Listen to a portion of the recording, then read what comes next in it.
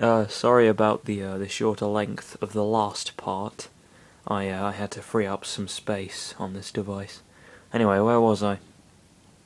And that's how things spiraled out of control? Oh yes, they did, the sane hand said.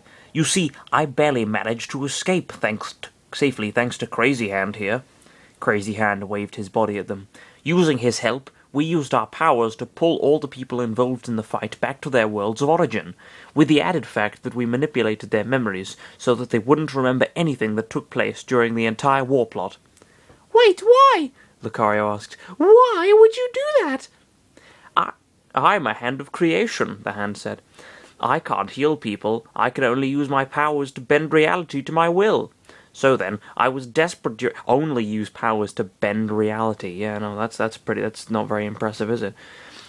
So then, I was desperate during that confrontation that I had no choice but to return them all to their worlds. If they went back in time with their memories intact, it would create so many nasty outcomes for their individual stories. Chris looked back at him, bewildered at the statement. You tossed them all back in time? He asked. Yeah, the hand trailed off. I did it so that they had time to prepare themselves for the worst at this point in time. Because I'm not that good at time-bending powers, however. I guess I overlooked a few mistakes here and there that might have pulled them all further back in time. Oh, Chris muttered in a low tone. You saw those lights going to your games, right? Well, they were going after them, the hand explained. Why his games specific? Taboo still has some reserves, and he's using them to put an end to them. So Crazy Hand and I fled away, and then I remembered that this world existed beyond our realms. He shook himself. I didn't want to go recruit other people and drag them into this mess, because the army is also hunting the two of us down. The teen put two and two together and gasped. Wait, there's a whole army coming into my house? Chris asked. Sensing aura waves of desperation, Lucario bared his fangs. No, the hand reassured them. They can't easily barge into this dimension. They need to gather enough space to power up Taboo so that he can invade this place. Luckily, he's very weak at this moment. Chris grabbed his chest as he calmed himself down. Phew! He sighed as Lucario calmed down as well. So sorry for the outburst. I expected that, the hound said. So anyway, that's not the end of the story. There's more? Lucario asked. Oh, fuck, there's more. There were other small accidents as we fled, Master Hand said. There were casualties. Casualties? Chris wondered. You don't mean people got killed or something, right?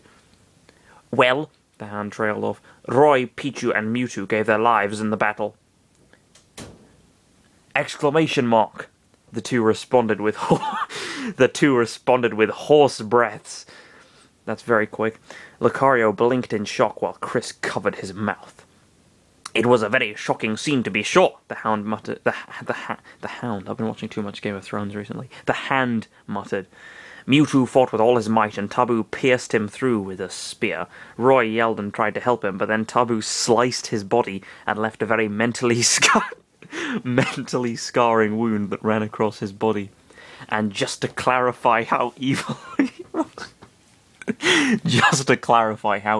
was, he spotted Pichu shivering in a corner and promptly blasted him away with a laser. He makes it sound more funny than tragic. My God, Chris muttered as he shook with fear. This is unbelievable, he muttered. To make a point, Mewtwo did a lot of help, Master Hand said. He's a legendary Pokemon of sorts, but Taboo went all out and overwhelmed him. Lucario looked away. I wished I could have met Mewtwo, he said, but it never crossed my mind that... Wait, Roy, Pichu, and Mewtwo? He looked back at the hand. Those are melee characters that didn't make it into Brawl. How did they ever... Pfft, the hand interrupted. I forgot you guys think that our dad canned those three. Well, I took it upon myself to keep them around for the Brawl era, he explained. Besides, there's a whole... How convenient, they just got killed off. The only three characters that weren't going to come into Brawl, they got killed off. Besides, there's a whole new world out there for the tourneys I have organized a decade ago. You guys know about it for sure, right? The first Smash Brothers tourney, the Melee tourney, and the Council Brawl tourney. If I were to end a contract with one of the Smashers... Oh, how I miss that term. That's how I like to call the participants, mind you. Oh good, we're going to hear more of it. The ratings I get would take a long fall down. It sure felt like the serious conversation had turned into some kind of advertisement. What? Chris asked. What do you mean by Tawnies? What kind of barbaric name is Smashers? Do you have a show? And more importantly, Lucario began, you have a father? Let me answer every single one of those questions. Oh, do. Just go ahead. I really want to hear more exposition. Yes, I'm the boss that runs all those tourneys I mentioned, pitting the universe's greatest personalities to pit them against each other for a fight for supremacy. Smashers doesn't sound that barbaric to me. I make a living using these tourneys to gain me some hard-earned money. He took out a photo and handed it to them.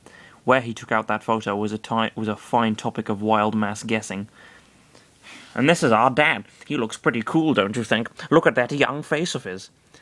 Chris and Lucario stared with morbid looks at a picture of Masahiro Sakurai walking down a red carpet saluting an audience in front of a concert. One of Lucario's eyebrows twitched. What do you think? Crazy Hand asked. I think I got his looks. The teen grimaced at the thought of two disembodied hands, knowing full well that the creator of the games was this man. He decided to go along with the flow. I would really like to meet him one day, Chris said, forcing a smile as he handed the photo back to the hand. They don't even look alike, he thought. No fucking shit. You're really smart, aren't you, Chris? The Aura Pokemon wanted to make things look serious once more. Why are you here? Lucario asked. We know you're on the run, but what did you hope to accomplish by running into this world? We're here because we want to find help in order to fight them back, Master Hand said. Do you want me to call the police, the Navy, or the Army? Chris asked with the suggestions. Yeah, he's got the hotline for the Army, and they will come to his house because he says there are two disembodied hands asking him to fight an army in a video game. I'm sure that they're really going to believe that. Yeah, no, that's really plausible. The two of us are very busy people. We are? Lucario asked. Yes, Chris hissed. Master Hand groaned. Hey, I wasn't talking about that. I was talking about recruiting a special human, he said. Chris didn't like where this was going. A human I could convince to take upon the task of reuniting the team for a final confrontation against Taboo, whilst ensuring that their worlds are safe from danger. He floated over to Lucario. But screw that cliched fanfic idea. I found myself a better recruit in this guy. Yeah, just as well. You go, Joseph Campbell. Me? Lucario asked, mildly shocked. Yes, the hand said. I can sense it from you. You're one big Lucario. He rejoiced. For you. I saw how you lifted my brother with a bare hand alone. That just means you're very, very special. With you on my side, gathering the group will be an easy task. Here I was thinking I was going to recruit some headstrong boy who doesn't do well at school but is an expert at video games. That's a sad waste of time, let me tell you. I like how he's desperately trying to be subversive. It's kind of sweet in a way. Lucario exchanged glances with Chris. The teen looked worried. You mean to say that you want to take Lucario with you? Chris asked. But... I can't, Lucario said, surprising the teen. I just can't leave Chris behind, knowing that he's going to be alone. Lucario, Chris muttered. Master Hand groaned. Oh no, I knew this was going to be too easy to be true, he said. Let me guess, you two are inseparable and would rather not leave the other behind. Yes, Chris responded weakly, but once he looked at Lucario's small smile, there was a sudden change of heart. And that's why you're not just taking Lucario for yourself. He stood up. I'm coming too. The three gasped at the teen's decision. What? Master Hand said. That's not what I had in mind. Just a moment ago you looked like you didn't want to take a part in this, he said. What made you change your mind? You don't look like a fighter, unlike your superbly strong Lucario. Chris looked down, debating himself if it was a good idea to speak out his thoughts like that so recklessly. After hearing Master Hand's story, he thought there was a small chance for him to help in some way. It was obvious that a great threat was trying to break into his world to conquer it. He just didn't want to let it all go so easily. I know, Chris muttered, looking at Lucario's worried expression. It's just that I'm thinking about your welfare, Master Hand said. Chris, I don't want you to get involved in all this. It's too dangerous for the likes of you.